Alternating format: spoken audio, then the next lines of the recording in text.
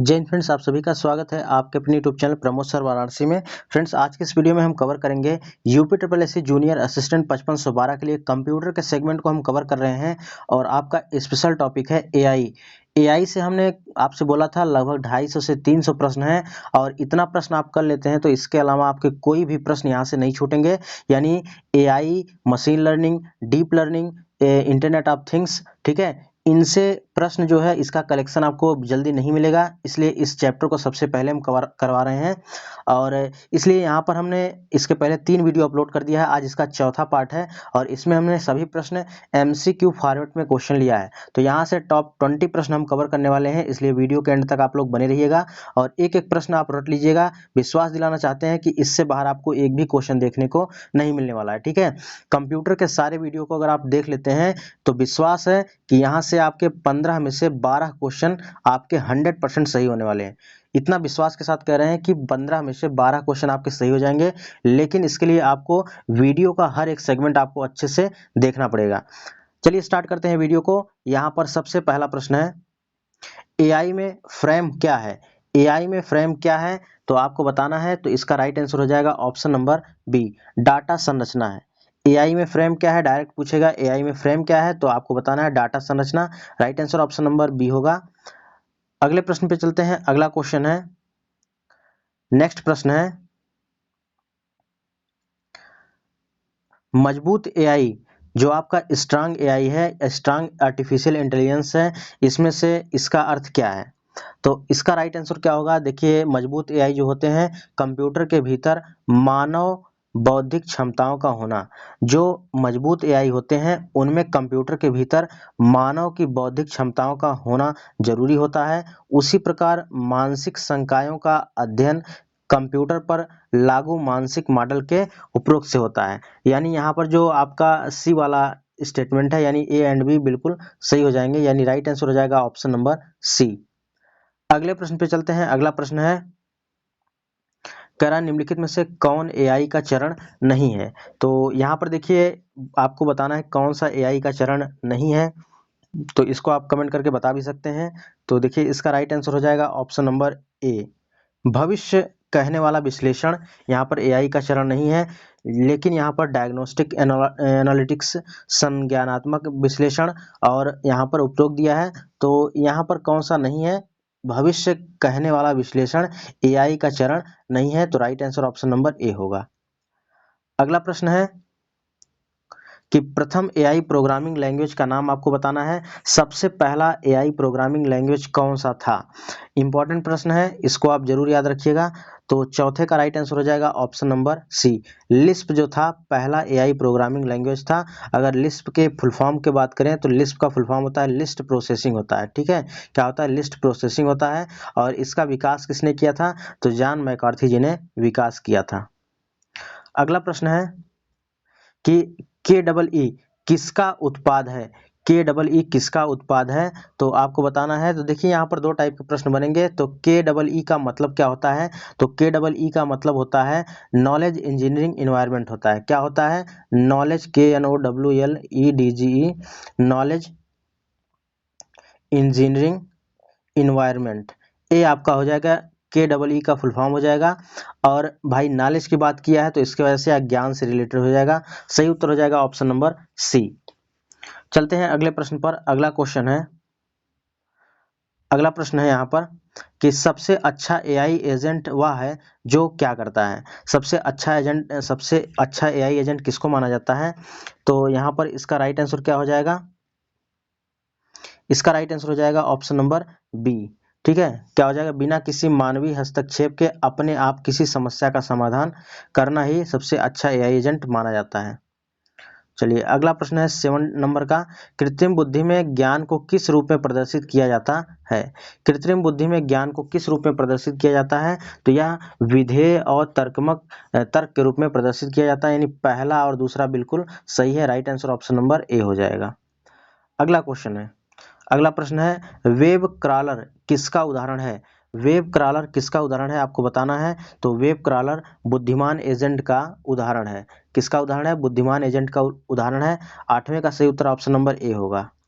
अगला प्रश्न है, कार्य पर्यावरण में पीस के बारे में बताना है आपको। तो पीस का फुल फॉर्म क्या होता है, तो यहाँ पर देखिए इसका राइट आंसर हो जाएगा नाइन्थ का ऑप्शन नंबर डी हो जाएगा। इनमें से कोई नहीं है, ठीक है, इनमें से कोई नहीं है। अगला क्वेश्चन है स्वायत्त तार्किक टूल का उपयोग किया जाता है। तो स्वायत्त तार्किक टूल का उपयोग किया जाता है, किसमें किया जाता है? इसका राइट आंसर क्या होगा? सही उत्तर हो जाएगा 10वें का सही उत्तर ऑप्शन नंबर सी हो जाएगा।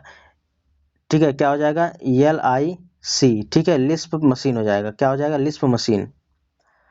अगला क्वेश्चन है सिंपल रिफ्लेक्स एजेंट के लिए कौन सा नियम लागू होता है? तो सिंपल रिफ्लेक्स एजेंट के लिए आपका कौन सा नियम लागू होता है? राइट आंसर हो जाएगा ऑप्शन नंबर सी, शर्त कार्यवाही नियम लागू होता है। अगला प्रश्न है एक विशेषज्ञ प्रणाली का घटक कौन सा है? एक विशेषज्ञ प्रणाली का घटक इनमें से कौन सा है? 12 का सही उत्तर ऑप्शन नंबर डी हो जाएगा, यानी उपरोक्त सभी ज्ञान आधारित, यहाँ पर यूएस इंटरफेस आधारित और अनुमान इंजन। तो यहाँ पर एक विशेषज्ञ प्रणाली का घटक है। अगला प्रश्न है 13 नंबर, दिए गए विकल्पों में से किसे अनुमान नियम के रूप में भी जाना जाता है? अनुमान नियम के रूप में किसे जाना जाता है? 13 का right answer option number C हो जाएगा, रिसोल्यूशन को अनुमान नियम के रूप में जाना जाता है।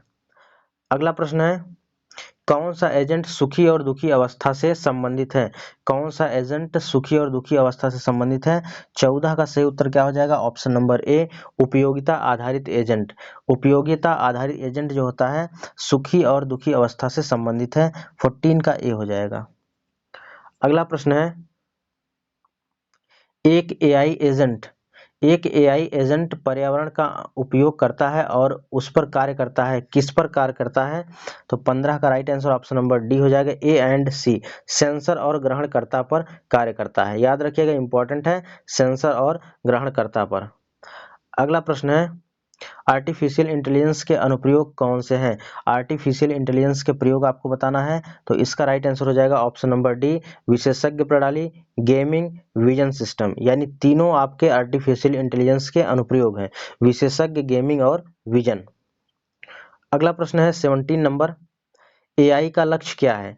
एआई का लक्ष्य आपको बताना है। तो एआई का लक्ष्य क्या है? वास्तविक दुनिया की समस्याओं को हल करने के लिए ही एआई का मेन उद्देश्य है। यानी आर्टिफिशियल इंटेलिजेंस का मेन उद्देश्य क्या है?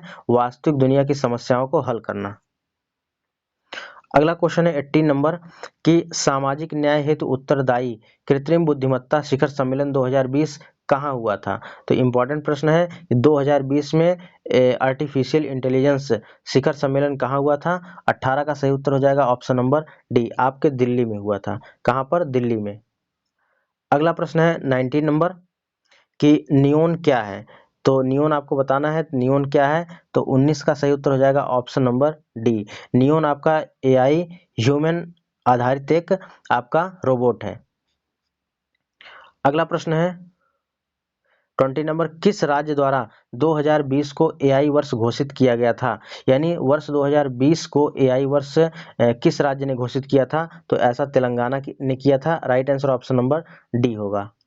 अगला क्वेश्चन है विचार, तार्किकता, अधिगमन, समर्थ कंप्यूटर सिस्टम किसकी विशेषता है? यानी जो विचार कर सके, तार्किक क्षमता उस जिसके अंदर हो, अधिगमन कर सके, वो किसमें है?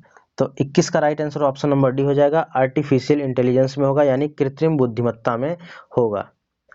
अगला प्रश्न है 22 नंबर, निम्न में से कौन सा एआई एजेंट का उदाहरण है? आपको बताना है एआई एजेंट का उदाहरण कौन सा है। तो 22 का राइट आंसर क्या होगा? 22 का सही उत्तर हो जाएगा ऑप्शन नंबर डी, यहाँ पर मानव, स्वायत्त स्पेसक्राफ्ट, रोबोट, ये सभी एआई एजेंट के उदाहरण हैं।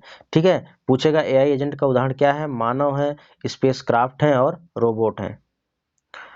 नेक्स्ट क्वेश्चन है कितने प्रकार के एजेंट एआई में प्रयोग किए जाते हैं? आपको बताना है कितने प्रकार के एजेंट एआई में प्रयोग किए जाते हैं, एजेंट एआई में प्रयोग होते हैं। तो इसका राइट आंसर हो जाएगा ऑप्शन नंबर यहाँ पर क्या हो जाएगा? सी हो जाएगा, 5 एआई एजेंट प्रयोग किए जाते हैं। अगला प्रश्न है यहाँ पर निम्न में से किस पीढ़ी के कंप्यूटर एआई से संबद्ध होते हैं? तो आपकी जो 5वीं पीढ़ी के कंप्यूटर हैं एआई पर आधारित होते हैं। ठीक है, 5वीं पीढ़ी के जो कंप्यूटर हैं एआई पर आधारित होते हैं। B option is the right answer हो जाएगा। अगला प्रश्न है और लास्ट प्रश्न है 25 number, face recognition system based on, यानी जो आपका फेस रिकॉग्निशन सिस्टम है किस पर आधारित है। अभी कल के वीडियो में हमने पार्ट नंबर 3 में करवाया है, आपने अगर नहीं देखा है तो उसका लिंक हम वीडियो के डिस्क्रिप्शन बॉक्स में सीरियल वाइज दे दे रहे हैं। जैसे यहाँ पर एआई का पार्ट नंबर 1, एआई का पार्ट नंबर 2, पार्ट नंबर 3 और पार्ट नंबर 4 है।